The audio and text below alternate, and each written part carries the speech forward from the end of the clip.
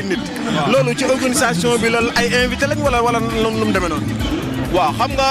c'est-à-dire ñun tournoi la c'est un tournoi interdépartemental bañ nañ ko ba sax bi ñuy joué wuñ avec des licences ay carte d'identité xëy na ñun organisation bi daf ñu bett parce que xaaruñu woon mbooloo mi yëpp ñëw mais comme ñëw nañ aussi mënuñ leen a génne dañ leen wutal fu ñu toog xam nga ñu toog si jàmm seetaan match bee leen fi indi bu match bi jeexee ku nekk delluwaat si jàmm. est-ce que yéen a ngi dox pour stade yi ñu yokk tribune yi bu baax def ko 2 wala 3 ba 4 parce que vraiment les autorités yi ñu ngi koy gisal seen bopp parce que xam nañ ne département bu mel ni Mbacké c'est le premier département du Sénégal en termes de population donc ñun dañu jàpp ne war nañ fexe def de telle sorte que stade Mbacké buñ mënul am deuxième stade ñu yokk tribune te loolu autorités yi étatique yi ñu ngi koy gis le maire de Mbacké en question ñu ngi koy gis parce que Touba yàlla def na activités yi ñoom fii la ñu footballé Mbacké te gis nañ population bi leen di topp véritablement stade mënutu koo abriter kon loolu ñoom gisal nañ ko seen bopp depuis que stade bi ubbi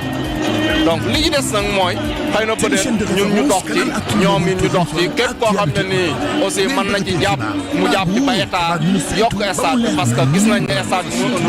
tribune bi mënul contenir nit waaw kon mën nañu xaar ren nawetaan bu neex bu am solo fii ci Mbacké.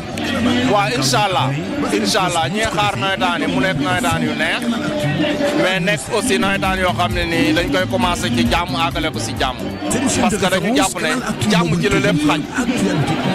donc public bu toll nii suñu àndut ak jàmm maanaam nawetaan bi kon du liñ ci bëgg du am duñ commencé match duñ àggale donc kon dañ leen di woo véritablement ci jàmm parce que jàpp nañ ne bu public bi amee sérénité bu public bi amee yar su public bi jàppee ne un match de football ñett moo ci mën a nekk da ngay gagné baa ñu gagné ne baa nga match nii suñ ko jàppee def ko loolu muy nekk ci seen bopp ñu gëm loolu doxee ko véritablement nañ nawetaan mucc ayib yoo xam ne nii musul am Mbacké waaw. kon lan ngay wax ñaari joueurs yi ñaari équipe yi nga xam ne ñoom ñooy joué. waaw xanaa peut-être di leen souhaiter rek donc ñaari équipe yi di wax ne